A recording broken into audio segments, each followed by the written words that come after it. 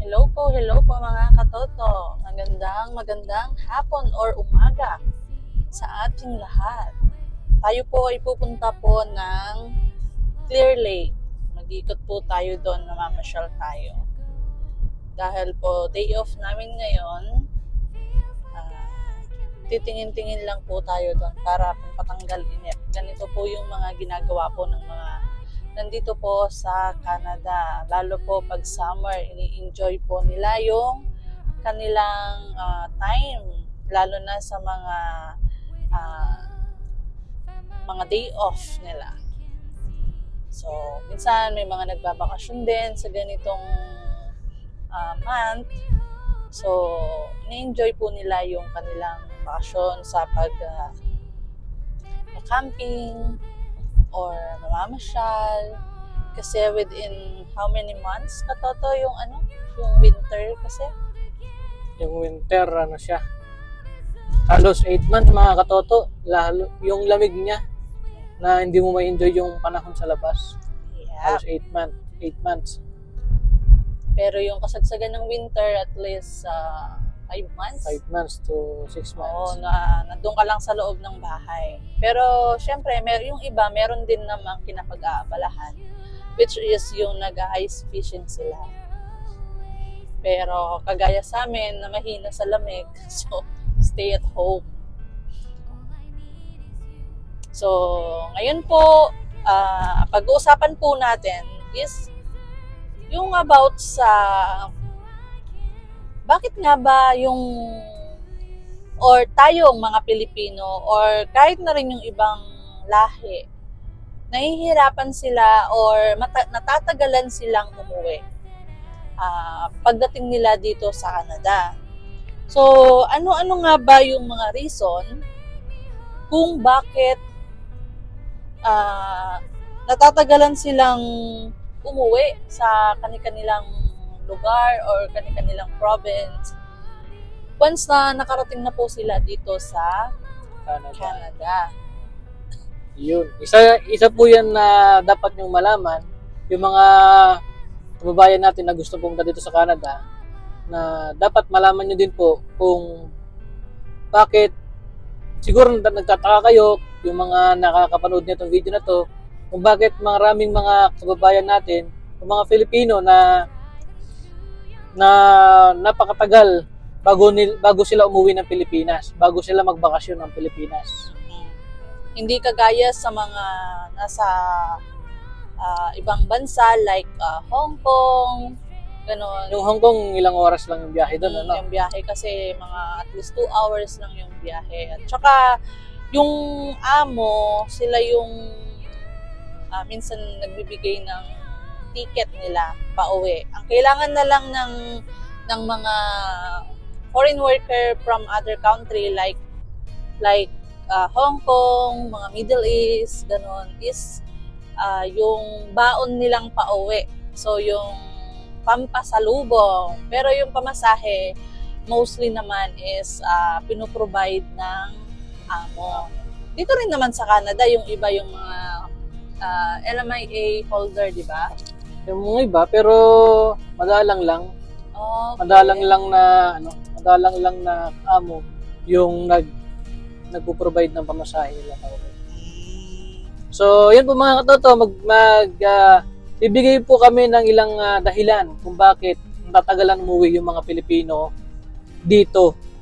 Pag nandito na sa Canada mga katoto, natatagalan silang umuwi papuntang Pilipinas. Okay. Ano nga ba ang mga reason? So, tatalakayin po natin. Ang una po ay ang pagkuha po ng vacation leave. Lalo po kapag bago ka pa lang sa trabaho, minsan po kailangan mo muna mag-stay ng 2 years para makakuha ka ng 2 weeks vacation. Minsan, yung napasukan mong company, mahigpit. So, kailangan mo hintayin talaga yung 2 years or 1 year. Pag 1 year naman is 1 week. Pero syempre, meron din pong mga company naman na hindi naman ganun kahigpit, lalo na kung mapapakiusapan naman sila. Pero mostly po, yung isang kadahilanan ay ang pagkuha ng vacation leave. Opo, yung pagkuha po kasi ng vacation leave mga katoto, dito kasi in-earn mo yung araw. Kumbaga kapag tumatagal ka sa trabaho, dumadami din po yung vacation leave mo. Dumadami po yung araw na pwede ka magbakasyon na bayad. Ganun po. Pero yung minsan, kadalasan pagka emergency o kailangan umuwi ng employee o yung mga nagtatrabaho dito, yung ginagawa po nila, pag umuwi po sila, hindi bayad yung mga ibang mga vacation nila. Ganun po. Pero yung kadalasan, kapag hindi naman talaga kailangan na umuwi talaga, hinihintay po talaga na tumagal sa trabaho para maka-earn ng vacation leave. Madagdagan po yung araw Na bayad. na bayad. Okay. So, ang pangalawa naman po ay ang pamasahe or ang ipon or yung savings na sinasabi nila. Bakit pamasahe? Pamasahe kasi nga po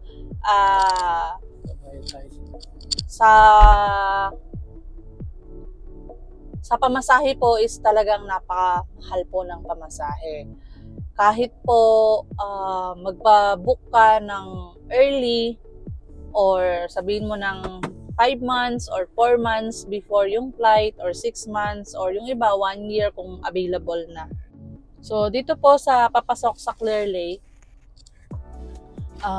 meron pong entrance or yung tinatawag nilang Yung parking fee. Kailangan po natin pumunta dito, dumaan dito. Lalo na pagka pumunta po tayo ng loob ng Clear Lake, yung Riding Mountain, yung may park doon. Kailangan po kasi ng parking pass mga katoto para hindi ito yung sasakyan natin. So, kailangan natin magbayad. So, titignan po natin kung magkano po yung ano nila. Yung entrance nila.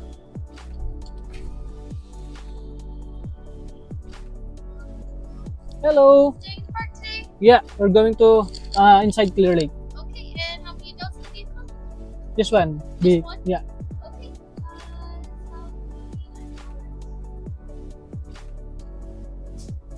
Alright, here you go. So just keep that face up on your dash so we can easily set that date. It's 1 p.m. tomorrow. Okay, thank you. Good day.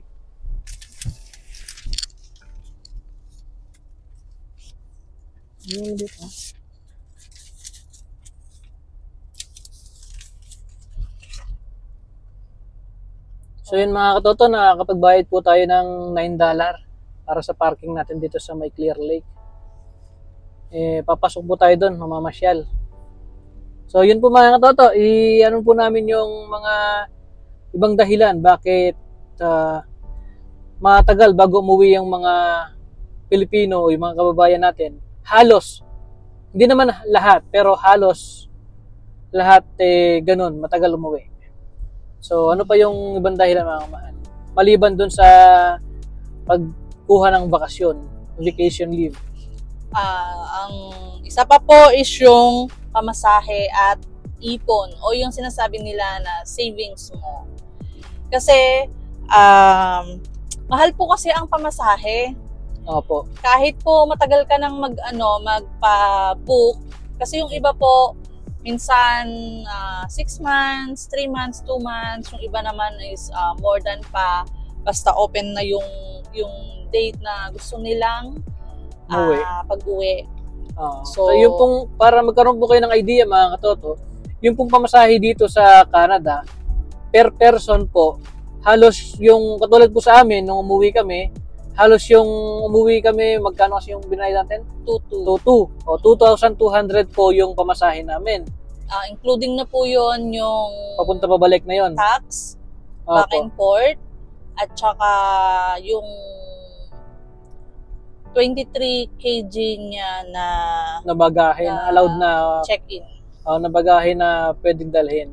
Pero depende po mga katoto, yung iba may mas mataas pa, yung iba mas mababa yung presyo kasi matagal na sila nag-book.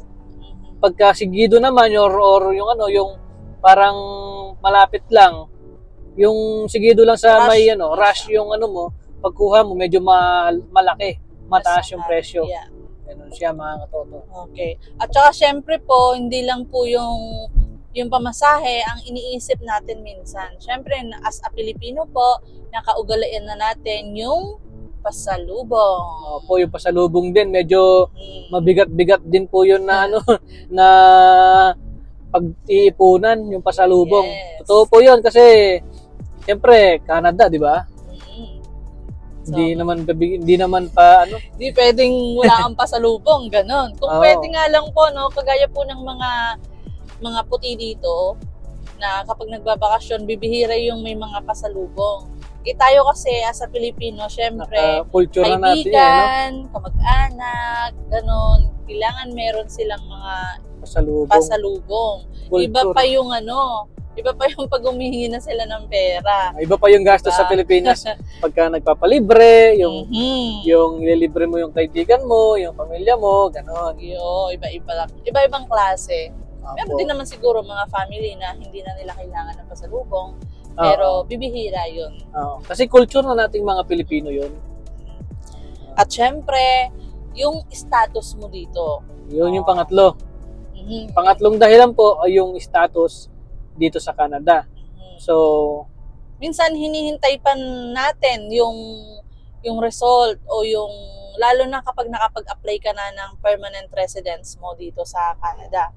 So para less hassle, minsan kailangan na natin hintayin na ma-PR tayo bago tayo kailangan pa natin kumuha ng OEC o yung tinatawag nila na Overseas Employment Certificate. Kailangan pa natin yun. Tapos, syempre pagbalik dito, kailangan mo na naman na pumila ng pagkahaba-haba. Pero kung permanent residence ka na or citizen ka na dito sa Canada, medyo maluwag-luwag ng konti. May pila man pero hindi ganun kagrabe as in nakatulad ng yung mga temporary foreign worker. Tsaka katulad din natin dati, nung nakapag-apply tayo ng PR, gusto natin umuwi na permanent residence na. Kumbaga para wala na tayong problema, nakuha na natin yung PR natin bago tayo umuwi ng Pilipinas. Para kung ano man, kasi ang inaalala po namin yun mga katoto, kunwari nasa Pilipinas kami tapos biglang merong update na kailangan namin i-provide, wala po kami dito sa Canada, mahihirapan po kaming mag-provide. Kasi mas priority po namin na ma-permanent residence muna bago makauwi ng Pilipinas. So, yung mga iba po, ganun din po yung mga dahilan nila na bago sila umuwi ng Pilipinas, hinihintay po yung pagkaka-PR. Okay, pero yung PR po, hindi po ganun kadali.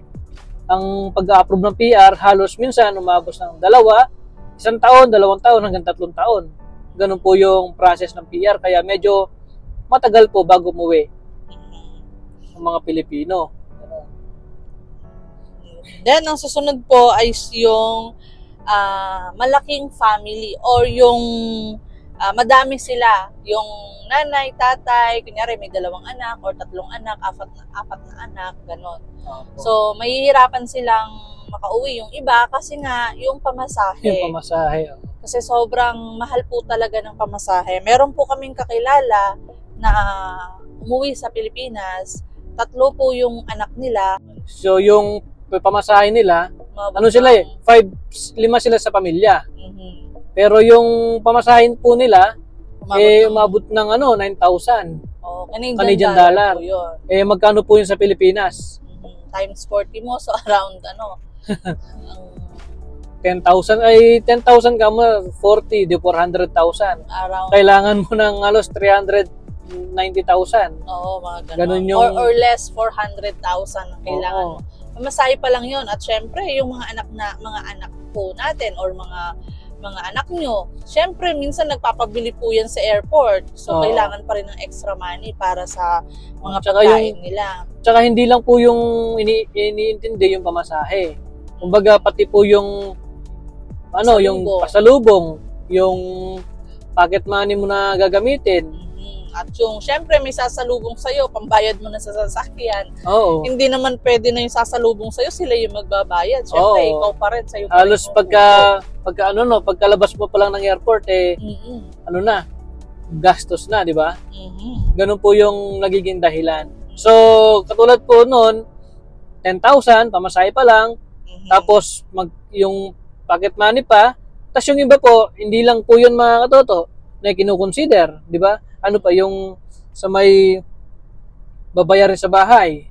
Yes. Oh. Siyempre, kagastos ka na magbabakasyon, tapos meron kang maiiwan na mga bills dito.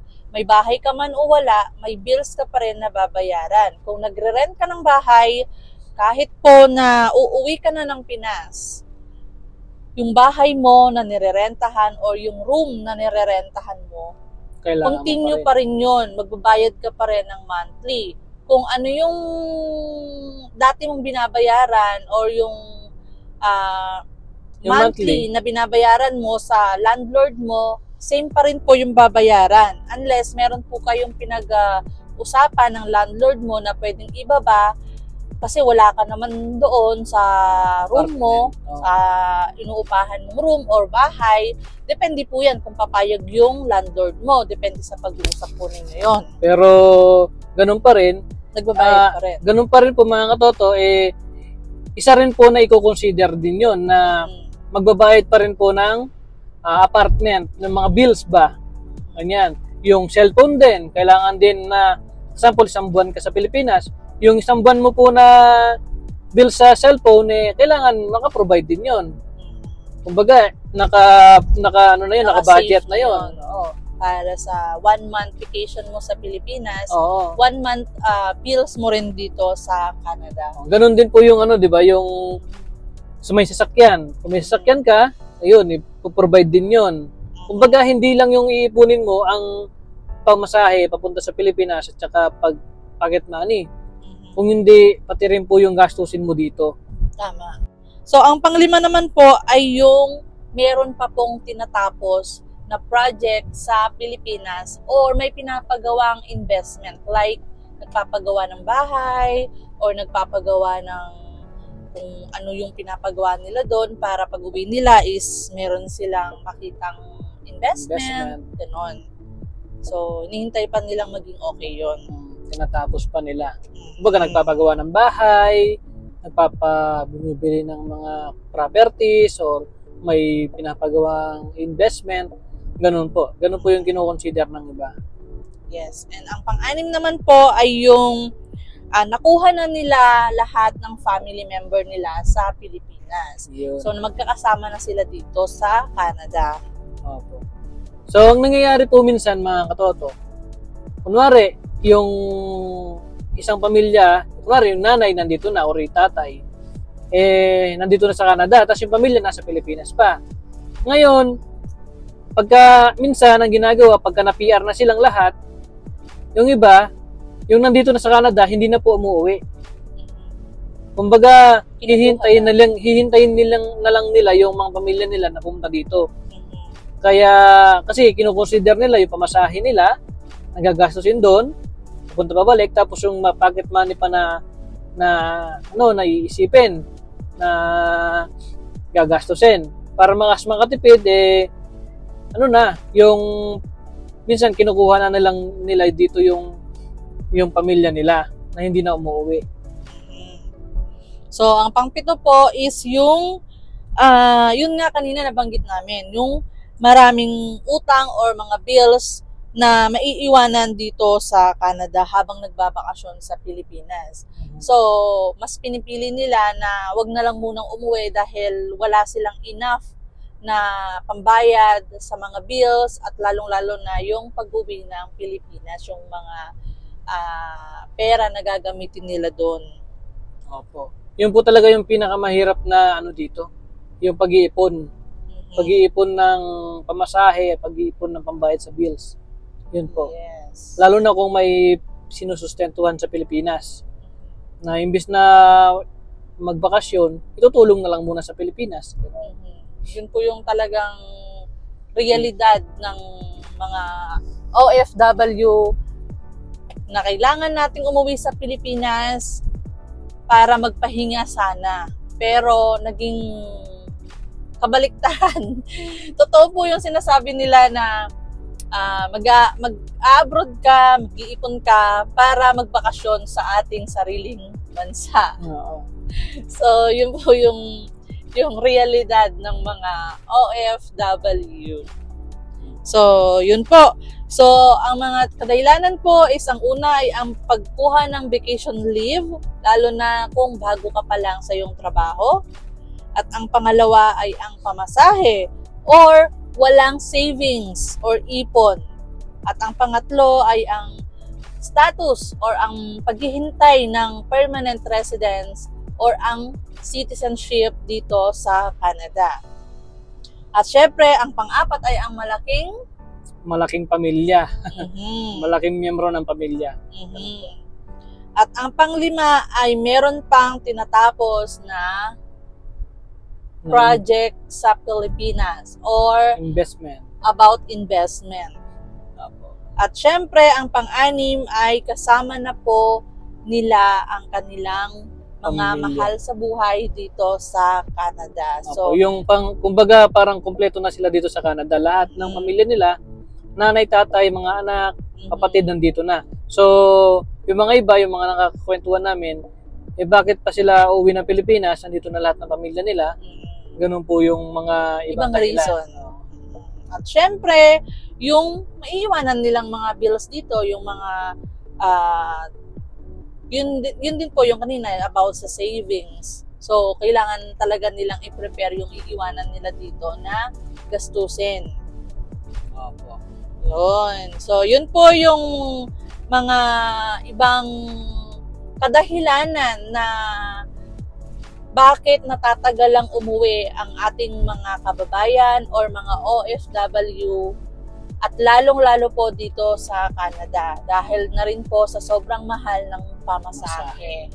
So, itong mga ito po ay guideline lang sa mga, lalo na yung mga balak na pumunta dito sa Canada, na ang isip nila pagdating nila dito, konting year lang, konting buwan lang, or mabilis ang pag-uwi sa Pilipinas agad-agad. Mali po yun, scam ba? Kasi yung ano lang po dito, mga katoto, yung biyahe lang, di ba, napakatagal. Mhm. Halos 20 hours yung biyahe. Yes. Tapos minsan po meron pang mga layover na kailangan mo mag-stopover sa ibang bansa. So medyo tatagal pa rin po 'yon. Minsan may umaabot ng 2 araw, ganon. Sa amin, tayo, di ba, umuwi tayo, straight yung namin, direct flight. Pero ang talagang masakit po sa puwet kasi halos 13 hours kang nandun sa may eroplano, nakaupo lang dun sa may upuan mo. Ang tatayo mo lang is yung pagpunta mo na CR. toilet. So, talagang tiis-tiis. Oo. Kaya ganun po siya. Ganun po yung mga ano. So, kung kayo po mga katotoy, nagbabalak pumunta dito sa Canada, so ganun po, at least may idea po kayo kung ano po yung madadatnan nyo dito at kung para magpaghandaan nyo na ganun pala. Hindi pala basta-basta makauwi ng Pilipinas. So, yun po mga katoto. Babiyahe na po tayo papuntang Clear Lake. Yan po yung daanan ng Riding Mountain.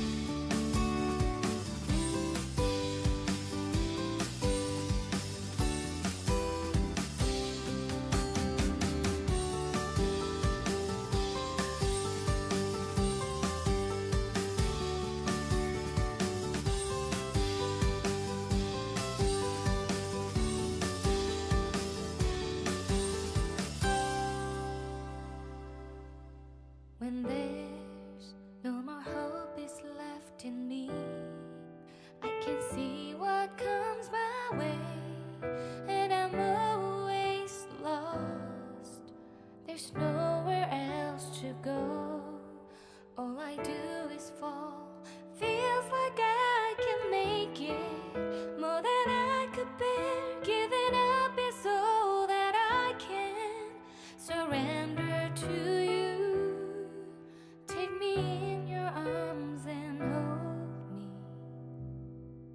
With your love, find my rest, and I can see you lead me.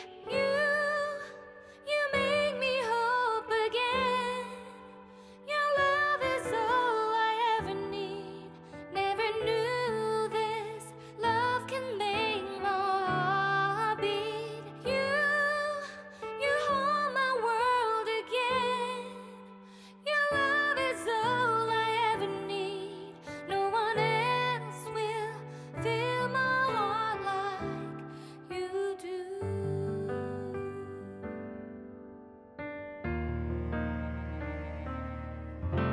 And there's no more fears left in me. I can see you light my way, and you're always near. There's nowhere I could be. All I need is you. Feels like I can make it more than I deserve. You gave all to me so I can come closer to you. Take me in your arms and hold me. With your love, find my rest, and I can see you lead me. You make me hope again. Your love is all I ever need. Never knew this love can make my heart beat. You hold my world again. Your love is all I ever need. No one else will fill my heart like you do. You pull me out of deepest water so I can breathe again. I dive into your love so I could feel my breath again. Whenever you will call my name, I will run to you.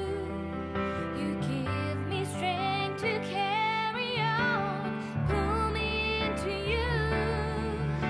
You give my life again. You make me hope again. Your love is all I ever need. Never knew this love could make my heart beat. You hold my world again. Your love is all I ever need. No one else will fill my heart like you do. Fill my heart like you